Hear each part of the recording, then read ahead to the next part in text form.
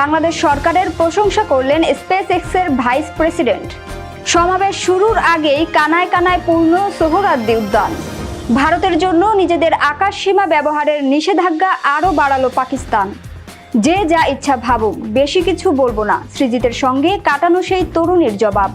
আসসালামু আলাইকুম, জিবিসি টেলিভিশনে আপনাদেরকে স্বাগতম। আপনাদের সাথে আছি আমি সামিয়া সুলতানা।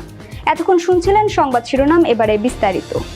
বাংলাদেশে স্টারলিংক স্যাটেলাইট ইন্টারনেট সেবা চালুর ক্ষেত্রে সরকারি কর্মকর্তাদের দক্ষতা ও সমন্বিত প্রচেষ্টার প্রশংসা করেছেন স্পেসএক্সের ভাইস প্রেসিডেন্ট লরেন ড্রেয়ার। শুক্রবার রাষ্ট্রীয় অতিথি ভবন যমুনায় প্রধান উপদেষ্টা অধ্যাপক ডক্টর মোহাম্মদ ইউনূসের সঙ্গে এক বৈঠকে তিনি এ প্রশংসা করেন। লরেন ড্রেয়ার বলেন, আমরা 150টি দেশ ও অঞ্চলে কাজ করছি, কিন্তু এত দ্রুত ও দক্ষ সিদ্ধান্ত গ্রহণ করা আমরা আর কোথাও দেখিনি। স্পেসএক্সের সব সহকর্মীর পক্ষ থেকে আপনাকে ধন্যবাদ জানাই। আমরা বাংলাদেশের সংশ্লিষ্টদের সঙ্গে ঘনিষ্ঠভাবে কাজ করার অপেক্ষায় আছি। প্রধান উপদেষ্টা বাংলাদেশ সফরের জন্য ভাইস প্রেসিডেন্ট লরেন ড্রেয়ারকে ধন্যবাদ জানিয়ে বলেন, এখন বর্ষাকাল, দেশের এক মনোরম সময়, সুন্দর পরিবেশ, চারদিকে সবুজ আর পানি, কিন্তু বন্যা ও জলাবদ্ধতা পরিস্থিতির বাস্তবতাও আছে।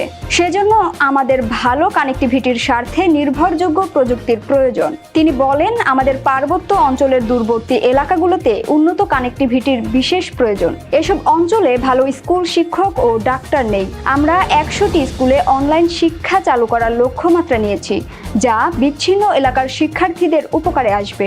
বৈঠকে স্পেসএক্সের global engagement consultant Richard Griffiths, বাংলাদেশের জাতীয় নিরাপত্তা উপদেষ্টা ডক্টর খলিলুর রহমান, প্রধান উপদেষ্টার ডাক, টেলিযোগাযোগ ও তথ্য প্রযুক্তি বিষয়ক বিশেষ সহকারী ফয়েজ আহমেদ তৈয়ব এবং বিডা ও বেজার নির্বাহী চেয়ারম্যান চৌধুরী আশিক মাহমুদ বিন হারুন প্রমুখ উপস্থিত ছিলেন।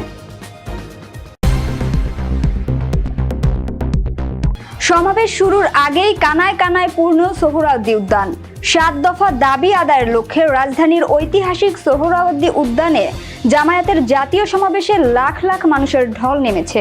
সমাবেশ শুরুর 6 ঘন্টা আগেই দলটির নেতাকর্মী ও সমর্থকদের উপস্থিতিতে প্রায় কানায় পরিপূর্ণ হয়ে গেছে সোহরাওয়ার্দী উদ্যান।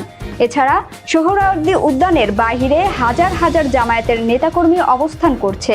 দেশের বিভিন্ন জেলা থেকে বাস, ট্রেন ও লঞ্চে করে আসা নেতাকর্মীরা রাজধানীতে এসে মিছিল সহকারে সমাবেশ স্থলে প্রবেশ করছেন।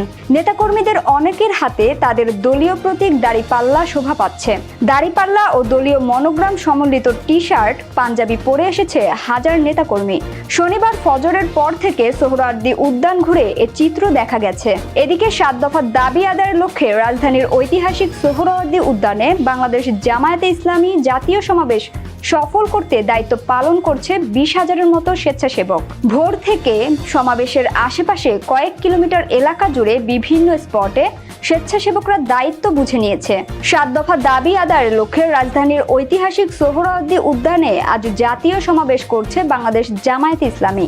দাবিগুলোর মধ্যে রয়েছে অবাধ, সুষ্ঠু, নিরপেক্ষ ও শান্তিপূর্ণ নির্বাচন অনুষ্ঠানের লেভেল প্লেয়িং ফিল্ড নিশ্চিতকরণ, সব গণহত্যার বিচার, প্রয়োজনীয় মৌলিক সংস্কার, জুলাই সনদ ও ঘোষণাপত্র বাস্তবায়ন, জুলাই অভ্যুত্থানে শহীদ ও আহতদের পরিবারের পুনর্বাসন, সংখ্যানুপাতিক পদ্ধতিতে জাতীয় নির্বাচন ও 1 কোটিরও বেশি প্রবাসী ভোটারদের ভোটাধিকার নিশ্চিতকরণ। বাংলাদেশের ইতিহাসে প্রথমবারের মতো এককভাবে সোহরাওয়ার্দী উদ্যানে জাতীয় সমাবেশ করছে দলটি। এবারে আন্তর্জাতিক সংবাদ। ভারতের জন্য নিজেদের আকাশসীমা ব্যবহারের নিষেধাজ্ঞা আরও বাড়ালো পাকিস্তান। ভারতীয় এবং ভারতের সঙ্গে সম্পর্কিত সব ধরনের উড়োজাহাজের উপর নিজেদের আকাশসীমা ব্যবহারে যে নিষেধাজ্ঞা জারি করেছিল পাকিস্তান, তার মেয়াদ আরও 1 মাস বাড়িয়েছে দেশটির বিমানবন্দর বিষয়ক সরকারি কর্তৃপক্ষ পাকিস্তান এয়ারপোর্ট অথরিটি। গতকাল শুক্রবার একটি নোটিশ জারি করেছে পিএএ। সেখানে বলা হয়েছে, আগামী 24 আগস্ট ভারতীয় সময় অনুযায়ী ভোর 5টা 19 পর্যন্ত কার্যকর থাকবে নিষেধাজ্ঞা। যতদিন নিষেধাজ্ঞা থাকবে ততদিন পর্যন্ত ভারত এবং ভারতের সঙ্গে সম্পর্কিত কোনো সামরিক, বেসামরিক কিংবা যে কোনো ধরনের উড়োজাহাজ যদি পাকিস্তানের আকাশ সীমায় দেখা যায়, তাহলে কঠোর পদক্ষেপ নেওয়া হবে। গতকাল 22 এপ্রিল ভারতের জম্মু ও কাশ্মীর রাজ্যের অনন্তনাগ জেলার পেহেলগামে সংগঠিত জঙ্গি হামলায় 25 জন ভারতীয় পর্যটক নিহত হওয়ার পর সিন্ধু নদের পানি বন্টন চুক্তি স্থগিত করে ভারত। এর পাল্টা পদক্ষেপ হিসেবে গত 24 এপ্রিল সব ধরনের ভারতীয় উড়োজাহাজের জন্য নিজেদের আকাশসীমা ব্যবহারে নিষেধাজ্ঞা দেয় পাকিস্তান। নিষেধাজ্ঞা জারির পর কয়েক দফায় তাদের মেয়াদ বাড়িয়েছে পাকিস্তান।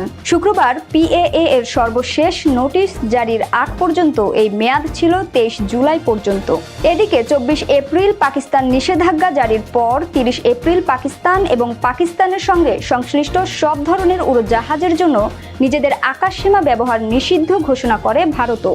সেই নিষেধাজ্ঞার মেয়াদ শেষ হচ্ছে আগামী 24 জুলাই। PAA এর শুক্রবারের নোটিশের কোনো প্রতিক্রিয়া এখনও জানায়নি ভারত।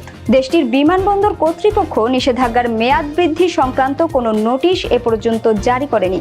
সূত্র জিও নিউজ, NDTV অনলাইন। এবার বিনোদনের সংবাদ। যে যা ইচ্ছা ভাবুক, বেশি কিছু বলবো না, সৃজিতের সঙ্গে কাটানো সেই তরুণীর জবাব। সিনেমা ক্যারিয়ারের পাশাপাশি ওপার বাংলার পরিচালক সৃজিত মুখার্জির ব্যক্তিগত জীবন নিয়ে অনুরাগীদের মাঝে চর্চা কম নয়। কয়েকদিন আগে এক তরুণী তথা অভিনেত্রী সুস্মিতা চ্যাটার্জির সঙ্গে সাগর পাড়ে ঘুরে ঘুরে সময় কাটাতে দেখা গেছে এই পরিচালককে।